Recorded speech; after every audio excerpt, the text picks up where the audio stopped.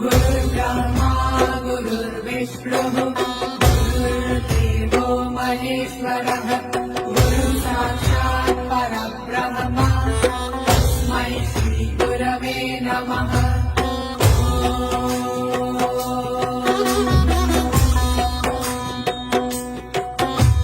गुरुर्ब्रह्मा गुरुर्विष्णुः गुरुर्देवो महेश्वरः गुरुः साक्षात् परब्रह्म तस्मै श्री गुरवे नमः।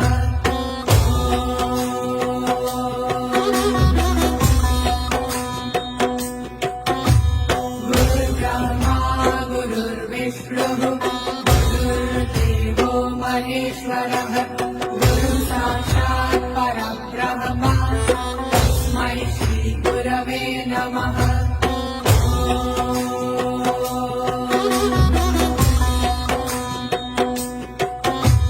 गुरुर्ब्रह्मा गुरुर्विष्णुः गुरुर्देवो महेश्वरः गुरुः साक्षात् परब्रह्म तस्मै श्री गुरवे नमः।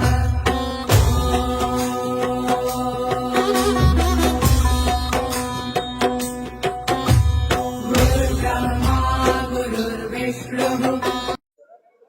अभी हम आए हुए हैं सतलोक आश्रम के अंदर और हमने देखा ये प्रणाम स्थल की व्यवस्था की गई है। आप देख रहे हैं कितनी सफाई से और अच्छे तरीके से प्रणाम स्थल को सेट किया गया है।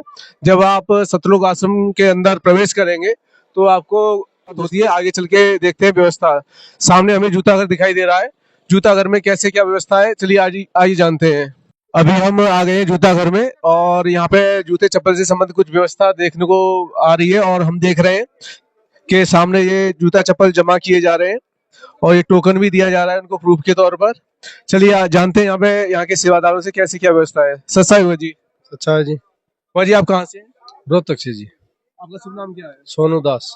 आप यहाँ जो सेवा कर रहे हैं जूते से संबंधित, जो रखने से संबंधित, वो कैसे क्या होती है? यहाँ पे कितने लोगों के जूते जमा हो सकते हैं? ये गुरु जी की दया से जो भंडारा चला हुआ है, इसमें जगत क्या हो, जो भगत के कोई भी आओ जी। 1 लाख हमारे पास बोरा है, कट्टा बोलते हैं जिसको। इसमें एक भगत के एक बोरे में 4 या 5 भक्तों के जूते चप्पल आ जाते हैं। इसमें हम लगभग 4-5 लाख भक्तों के चप्पल जूते। मतलब आपका कहना है कि 4-5 लाख लोगों के आप यहाँ पे जूते चप्पल जमा कर सकते हैं। तो ये 4-5 लाख तो संख्या काफी बड़ी होती है। तो आप यहाँ किस तरह से ऐसे मैनेज करिए, मान चलिए 1 लाख या 50,000 लोग आ जाते हैं तो एक साथ में सबके जूते चप्पल देना भी बहुत बड़ी बात होती है, सोचना भी बहुत बड़ी बात होती है। हमने ग्रुप बना रखे हैं ABCDEFG ऐसे। उस मेंटेनेंस से हमको सबके ग्रुप में मोबाइल सेवा लगा रखी है। चाहे रात को बताओ कितने आओ और दिन रात को जाने वाले कितने आओ, सबको देने के लिए भी सेवादार है और लेने वाले के जमा करने वाले। तो भगत जी ने हमें बताया कि आप 24 घंटे यहाँ पे कभी भी आइए और 24 घंटे आपको सेवा मिलेगी और नॉन स्टॉप यहाँ पे सेवा चलती है और आपको कोई ये समस्या नहीं रहती है कि आप कहीं जाओगे वहाँ जूते चप्पल खो जाएंगे, क्या होगा। तो ABCD ऐसे ये हमारे पास भगत जी ने बताया यहाँ पे ABCD करके ऐसे इन्होंने व्यवस्था बनाई है, बैग बनाए और 4-5 लाख लोगों के ये जूते चप्पल जमा कर सकते हैं। टोकन देते हैं और ये टोकन लेके उसको जूते चप्पल दे देते हैं। फ्री ऑयल कोस्ट है, अवेलेबल है डे या नाइट। जी, जैसे कि हम देखते हैं बहुत जगह लोग जाते हैं उनके जूते चप्पल खो जाते हैं, तो यहाँ पे कोई संभावना नहीं है कि आपका जूता चप्पल या कोई चीज गायब हुई, यानी कि आपकी हर सुविधा सुरक्षा को यहाँ पे ध्यान में रखे गए सेवा की जा रही है। हाँ, कोई प्रॉब्लम नहीं है, सब आराम से भगत भाई मिलजुल के सेवा करते हैं। ठीक है, धन्यवाद।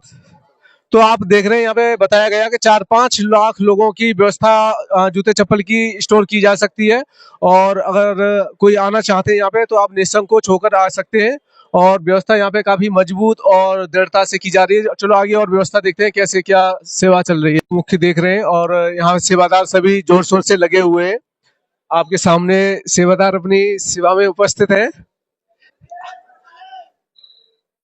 प्रदर्शनी के अंदर आए हुए हैं और हमारे कैमरामैन भाई इधर दिखा दे, अभी भगत भाई हमारी सेवा में लगे हुए हैं और लगता है अब की बार काफी बड़े स्तर पर कुछ एक्स्ट्रा सेवा में हमें देखने को मिलेगा। हमारे सामने एक भगत जी उपस्थित है, इनसे कुछ जानकारी लेते हैं। सच्चाई भगत जी। सच्चाई भगत जी। भाई आपका शुभ नाम क्या है? मेरा शुभ नाम Bhagat ji, assistant commandant Bhopal Kaushik ITBP में मैं सेवारत हूँ अभी। अभी जो प्रदर्शनी की तैयारी हो रही है, आप इसके बारे में कुछ बताएंगे? भगत जी, प्रदर्शनी की तैयारी हो रही है, अभी इसमें काफी काम होना है। वो सामने आप देख रहे हैं, वहाँ पे ग्रंथ वगैरह लगाए जाएंगे और ये बैनर वगैरह की कार्रवाई सेवा चली हुई है, बैनर वगैरह लग चुके हैं और अभी काफी सेवा होनी बाकी है, जैसा कि आप देख रहे हैं। पहले की अपेक्षा अभी हम जो तैयारी देख रहे हैं वो पहले से कुछ ज्यादा एक्स्ट्रा और बड़ी लेवल पर दिखाई दे रही है। हाँ भगत जी, पिछली बारी जो प्रदर्शनी थी उसमें कुछ कम सेवा थी, अभी इस बारी में बहुत इसको थोड़ा सा विस्तार रूप दे दिया गया है। तो आने वाले दर्शकों के लिए आप क्या कहना चाहेंगे? मैं जो आने वाले दर्शक हैं उनसे यही कहना चाहूंगा कि जो भी प्रदर्शनी में आता है, प्रदर्शनी को तसल्ली से देखे और ज्ञान को समझने की कोशिश करे।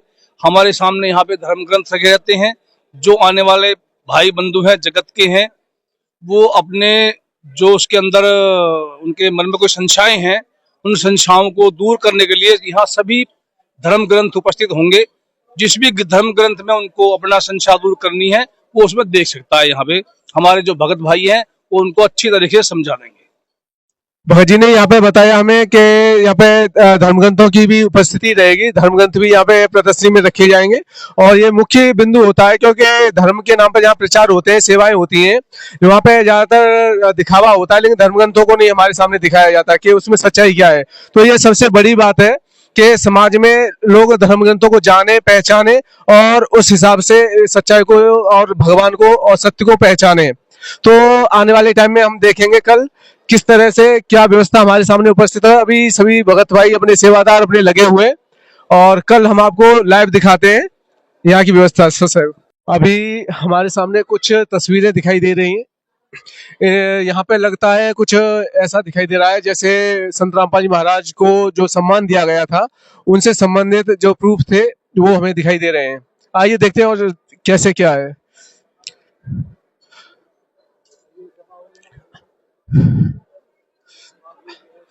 जो संत रामपाल जी महाराज के सम्मान समारोह जो किया गया था उसमें संत रामपाल जी महाराज को जो भेंट की गई थी तस्वीरें, उससे संबंधित जानकारी दी गई है।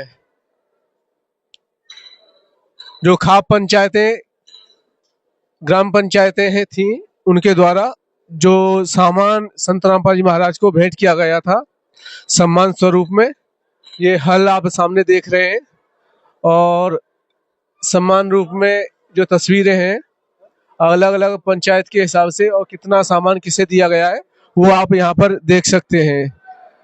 काफी बड़ी संख्या में तस्वीरें लगी हुई हैं जो अलग अलग खाप पंचायत से, अलग अलग पंचायत से दी गई हैं।